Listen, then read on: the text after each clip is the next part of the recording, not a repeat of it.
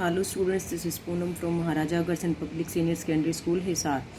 Today we are going to study our lesson number 4 of class 7th of an alien book, the alien and alien hat. The name of the lesson is The Cop and the Anthem. इसमें एक ऐसे व्यक्ति की कहानी है जो बहुत से साल पहले ही ब्लैकवेल आइलैंड में काट के आया है because of his some misbehave with anybody. So अब वो चाहता है कि अब वो होमलेस भी है और जॉबलेस भी है. दोबारा फिर वो चाहता है कि मैं कैसे जेल में जाऊं. तो वो अलग अलग तरह की ट्रिक्स अपनाता है, अटेम्प्ट्स करता है ताकि वो जेल में जा सके. इसमें इस व्यक्ति का नाम क्या है? Soapy. The short story the cop and the anthem by O Henry, ये क्या है? ओ हेनरी के द्वारा लिखी गई है. Is about A homeless man called सोपी.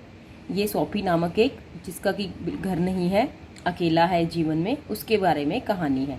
Who notice once in a cold night on his park, जब वो एक पार्क में बैठ करके देखता है कि अब तो सर्दियाँ शुरू हो गई हैं और उसे रहने के लिए जगह रहेगी चाहिएगी, तो वो कहाँ रहेगा.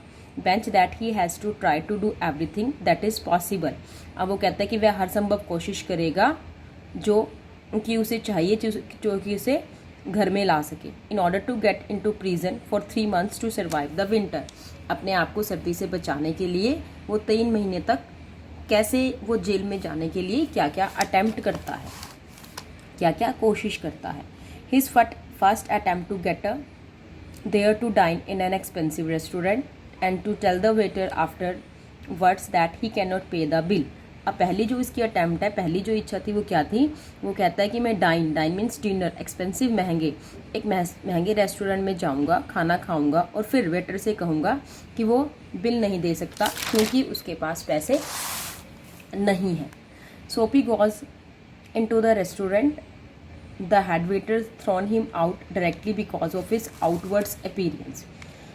वो रेस्टोरेंट के बाहर जाता है तो वहाँ का जो हेड वेटर है उसको पहले ही बाहर फिकवा कर देता है, क्योंकि आउटवर्ड बाहरी, अपीयरेंस जो उसकी पहनने का तरीका था, क्योंकि उसने क्या है बहुत ही फटे हुए जूते और गंदे से कपड़े डाले हुए थे. उसकी बाहरी तौर तरीकों को देख करके तो उस हेड वेटर क्या करता है, पहले ही उसको वहाँ से फिकवा देता है. For his second attempt he through a stone into A shop window. अब अपने सेकंड अटेम्प्ट में वो क्या करता है, एक दुकान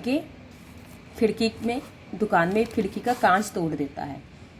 but the attempt also fails because the cop means policeman does not believe that a real lawbreaker would stay still waiting to let himself voluntarily be arrested.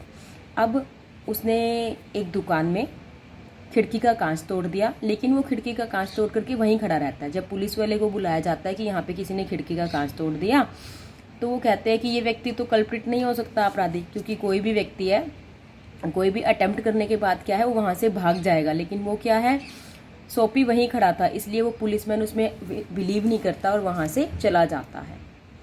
When the policeman sees a man running along the road, he assumes that the running man must be the guilty person and pursue the man.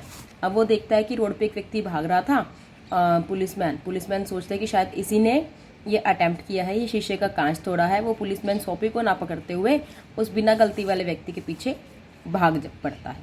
In his third attempt when Soapy discovers a young woman near a policeman, he sees his chance to get into prison. He walks towards the woman in order to harass her, but she behaves as if she wanted to talk to Sophie at that moment and hangs on him so much that he must shake her off at the next corner.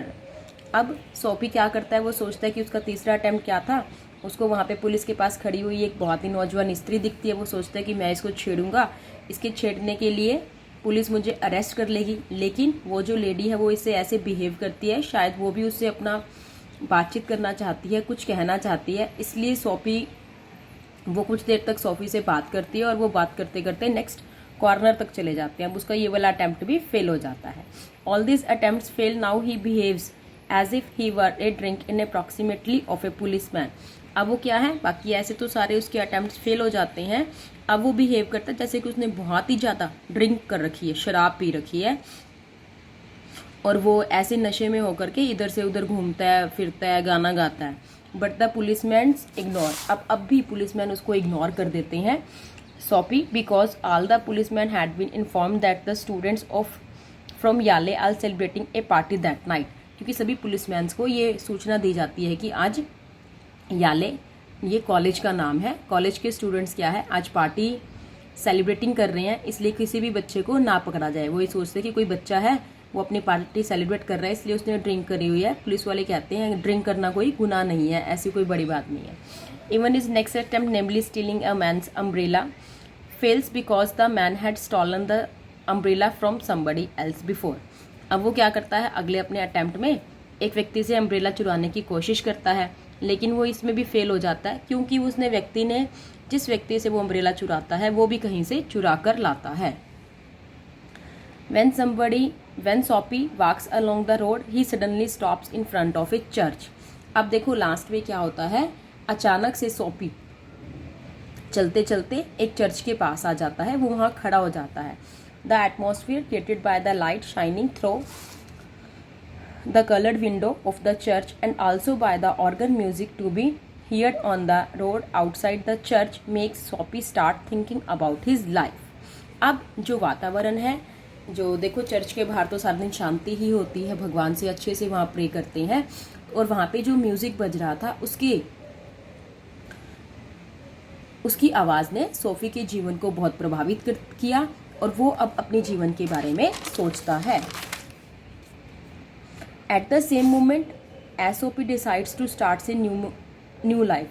अब वहाँ खड़े खड़े Sophie अपने जीवन के बारे में सोचता है, तब क्या करता है, एक पुलिसमैन आता है और उसे पकड़ के ले जाता है क्योंकि वहाँ पर खड़ा होना वर्जित था, मनाही थी, वहाँ पे नहीं खड़ा हो सकते थे। The policeman comes towards him and arrest him because he is not allowed to stand there. Soapy is condemned to 3 months in prison as he had wanted him all the time. अब उसे 3 महीने के लिए, जैसे कि वो पहले से ही कोशिश कर रहा था, पुलिसमैन आए और उसे प्रिजन के लिए ले गए, लेकिन अब उसका मन क्या है, वो सुधर चुका था, अब वो एक अच्छा व्यक्ति बनना चाहता था। आफ्टर 3 मंथ्स जब वो बाहर आता है तो वो अपने जीवन को सुधारता है और एक बहुत ही अच्छा जीवन व्यतीत करता है। So student, this is your lesson. Thanks, have a nice day.